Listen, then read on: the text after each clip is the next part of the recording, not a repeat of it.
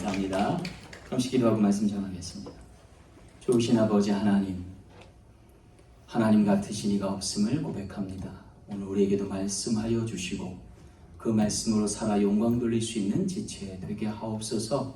우리 사랑 장로교회를 기억하여 주옵시고 하나님의 덧입혀주시는 은혜로 서게 도와 주옵소서. 감사드리며 거룩하신 예수님 이름으로 간절히 기도하옵나이다. 아멘. 이 시간 우리 안승호 간사님 나오셔서 하나님 말씀 봉독해 올리겠습니다.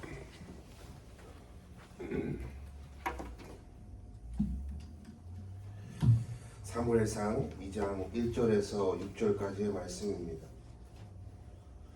제가 봉독하겠습니다. 한나가 기도하여 이르되 내 마음이 여호와로 말미암아 즐거워하며 내 뿔이 여호와로 말미암아 높아졌으며 내 입이 내 원수들을 향하여 크게 열렸으니 이는 내가 주의 구원으로 말미암아 기뻐함이니이다.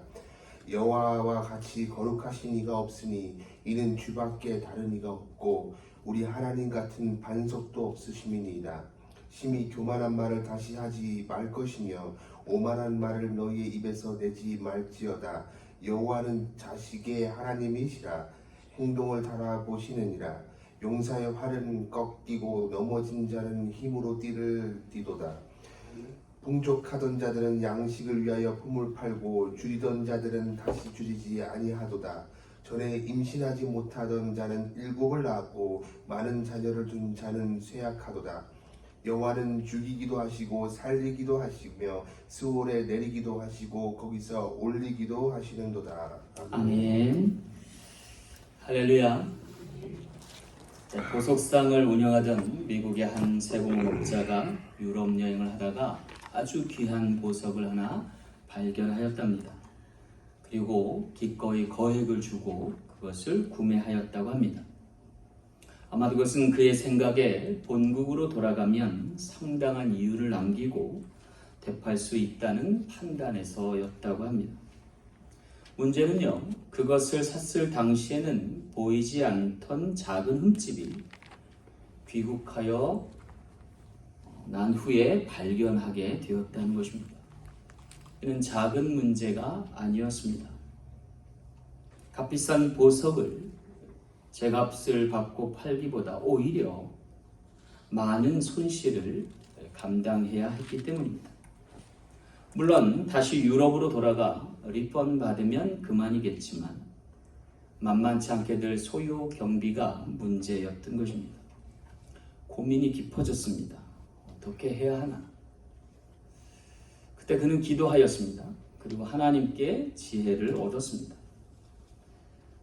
결국 이 보석상 죄는 고민 끝에 다음과 같은 결론에 이르렀습니다.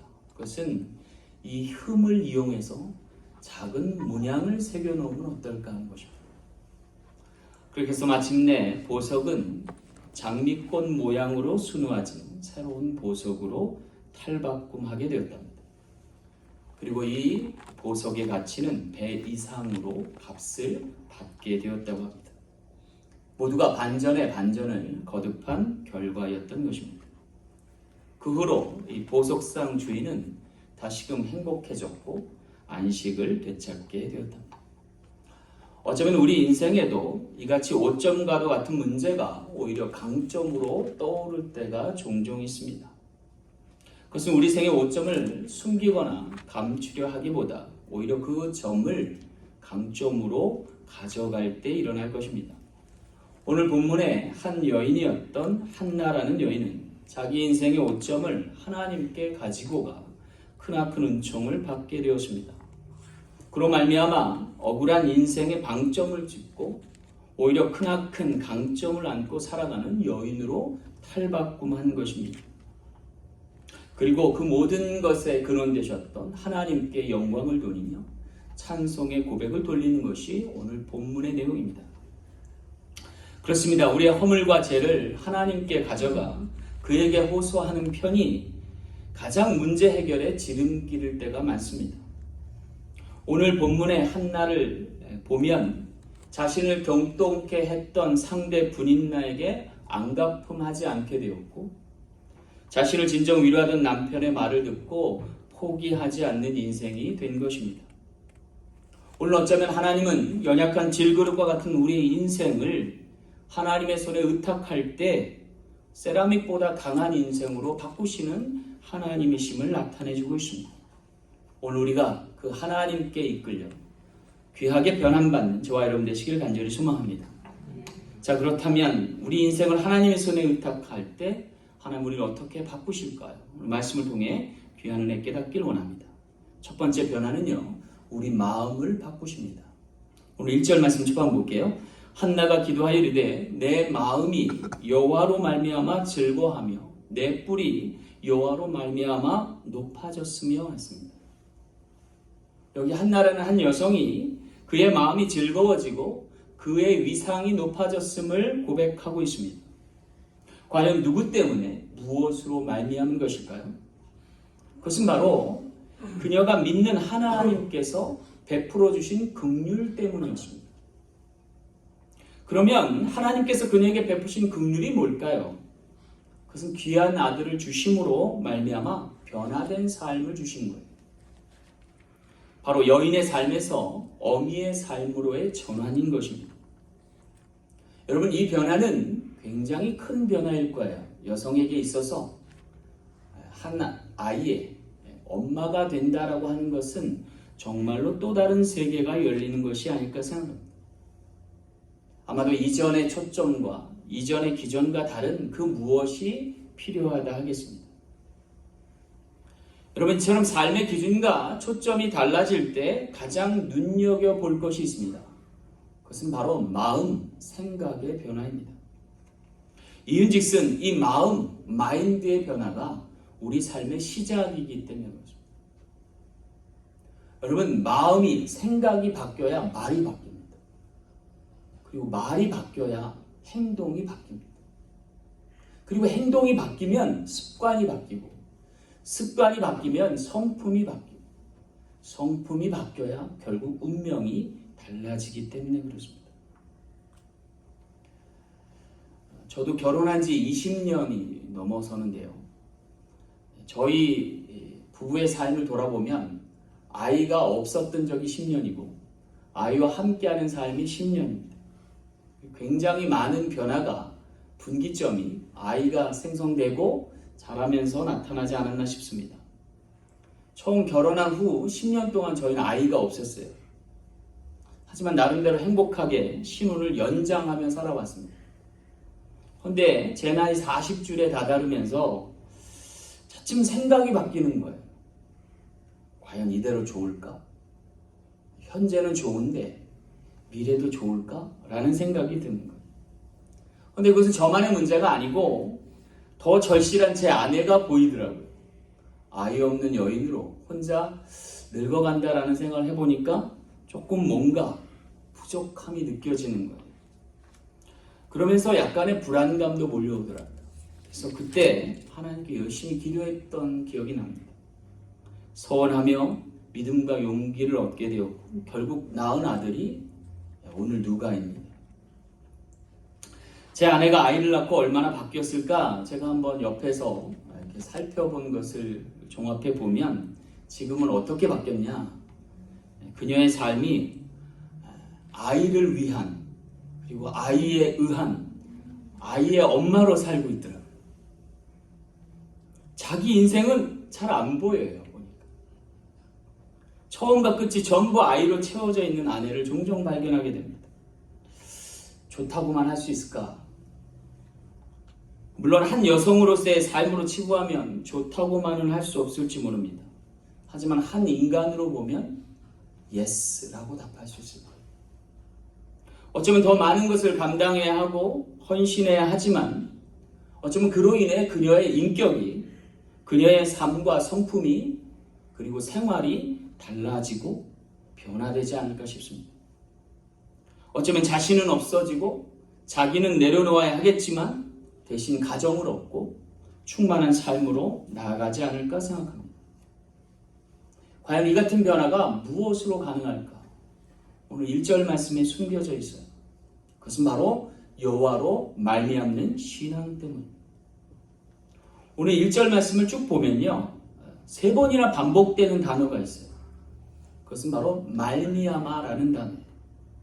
여기 1절 말씀 보면 그래요. 여호와로 말미암아 즐거워하며 여호와로 말미암아 높아졌으며 주의 구원으로 말미암아 기뻐하면이다 라고 소개하고 있어요.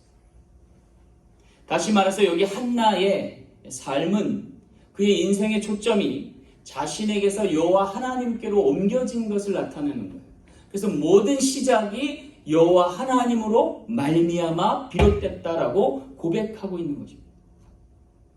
그녀의 마음, 그녀의 마인드가 온전히 믿음으로 바뀐 것입니다.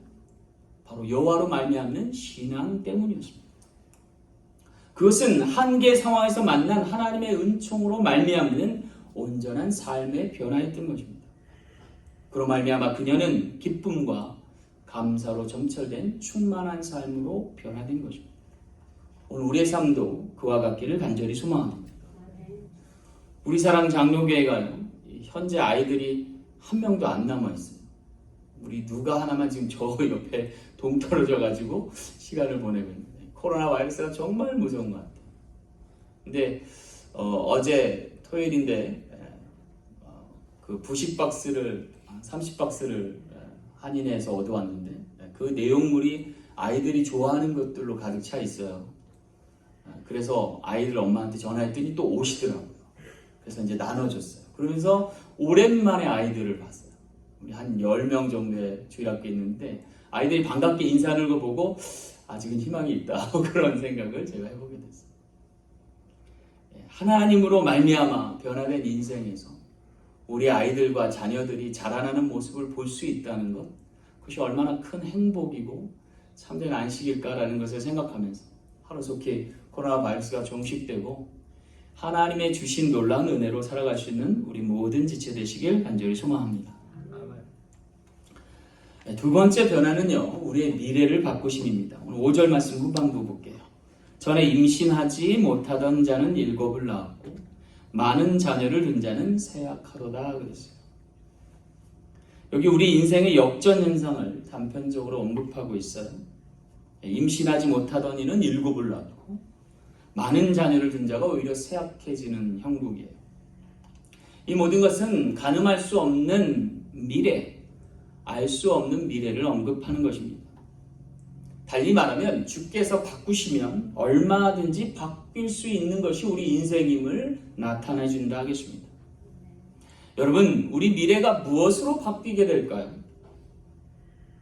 저는 개인적으로 신념이 아니라 신앙이라고 생각합니다.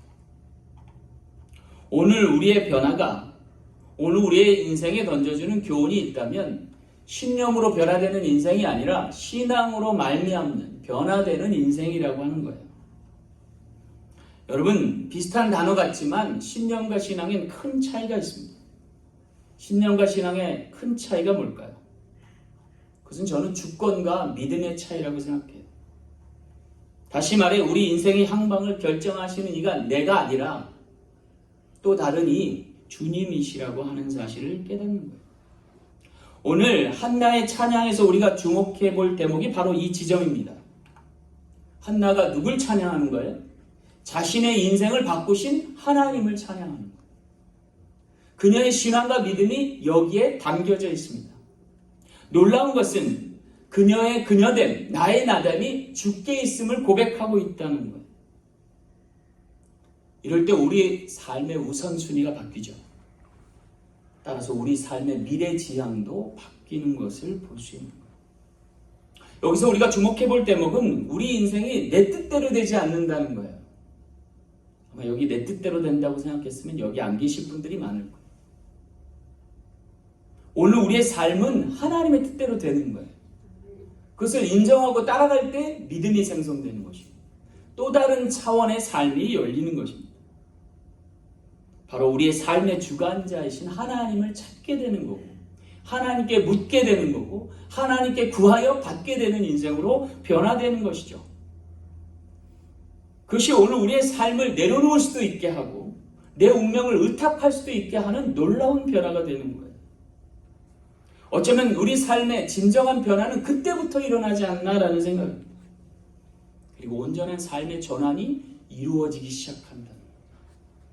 내 뜻이 아니라 하나님의 뜻대로, 내 마음대로가 아니라 하나님의 마음으로 살아가는 인생이 되고, 그로 인해서 하나님께 영광 돌릴 지체가 될 줄 믿습니다. 어쩌면 이 과정을 통해서 우리는 자신의 한계를 깨닫게 되고요, 주님으로 인할 바뀔 세상을 기대하게 되는 것이 아닐까 싶습니다. 그래서 비로소 기도하는 자가 되죠. 엎드림으로 배우게 되고 머리 숙임으로 내일을 가늠케 되는, 기도의 능력으로 비상을 꿈꾸게 되는 변화인 것입니다.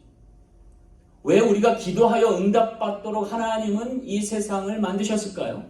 우리의 인생을 조성하셨을까요? 그것은 마침내 자랑할 인생이 내가 아니라 하나님의 영광임을 알게 하시기 때문입니다. 그러므로 오늘의 찬송과 고백은 굉장한 의미를 갖고 있다 하겠습니다. 오늘 본문에 기도의 사람 한나의 찬송과 고백이 가득합니다. 너무나 아름다운 시예요. 아름다운 찬송이에요. 그러나 우리가 기억하고 주목할 것은 이것이 그녀의 상념으로 이루어진 게 아니라 그녀의 삶에 임하신 하나님의 임재로 말미암은 것이란 사실입니다. 삶과 유리된 고백이 아니라 삶의 중심에 서 계신 하나님을 찬미하는 놀라운 아름다운 찬송이라는 것. 오늘 우리의 삶에도 이와 같은 고백과 찬송이 이어지길 간절히 소망합니다. 자기 목숨보다 위대한 사무엘을 그의 서원한 대로 하나님께 두고 한 찬송이에요. 순도 100%의 헌신을 이야기하는 거예요. 이 놀라운 헌신을 하나님이 기뻐 받으시고 그의 찬송의 주가 되어주심을 하나님께서 오늘 알리시는 대목이에요. 근데 여러분, 이렇게 자신의 온 몸으로 온 삶으로 찬송하는 이를 하나님이 가만두시지 않습니다. 축복하여 주십니다. 사무엘상 2장 21절 말씀에 이러한 놀라운 일이 일어나요. 여호와께서 한나를 돌보시사 그로 하여금 임신하여 세 아들과 두 딸을 낳게 하셨고 이에 사무엘은 여호와 앞에서 자라니라 하셨습니다. 하나님께 기도로 얻은 아들을 서원하여 하나님께 헌신하였더니 하나님께서 그녀에게 5자녀의 은총을 더하시는 거예요. 오늘 우리의 미래 지향도 하나님의 축복으로 가득한 인생 되시길 간절히 소망합니다. 모든 것이 하나님으로 말미암고 그의 은총으로 이어졌으며 그것을 통해서 하나님께 영광 돌렸더니 하나님이 우리에게 보상하시는 놀라운 축복이라는 사실입니다. 오늘 우리가 그의 나라와 의를 구함으로 하나님께 더함없는 축복받는 저와 여러분 되시길 간절히 소망합니다. 마지막 세 번째 변화는 우리의 운명을 바꾸심입니다. 오늘 6절 말씀 보겠습니다. 여호와는 죽이기도 하시고 살리기도 하시며 수월에 내리기도 하시고 거기에서 올리기도 하시는도다 그랬어요. 여기 한나는요, 자식을 놓지 못함으로 수월, 음부로 내려가는 경험을 했고 그 음부까지 낮아지는 경험을 노래하고 있습니다. 거기서 한나는 모든 인생의 주권이 하나님께 있음을 발견하게 된 거예요. 그렇다면 이 낮아짐은 오히려 더 큰 축복의 씨앗일 수 있어요. 비슷한 경험을 요나가 큰 물고기 뱃속에서 노래한 적이 있어요. 자기 고집대로, 자기 마음대로 자기의 인생의 걸음을 주도하다가 큰 풍랑을 만나게 됐고 제비 뽑혀서 어쩔 수 없이 큰 물결에 빠지게 되었는데 하나님께서 큰 물고기를 예비해서 그를 잠시 가두어 두게 되셨죠. 그때 요나가 깨닫고 모든 주권이 하나님께 있음을 고백하며 회개한 적이 있어요. 한나도 그와 같은 상황 가운데서 눈물의 기도를 드렸고 통곡을 썼고 결국 그 끝에서 하나님을 배우게 되죠. 그리고 하나님께 은총을 얻어서 사무엘이라고 하는 아들을 낳게 되었습니다. 그리고 그를 다시 하나님의 사람으로 바치게 되었습니다.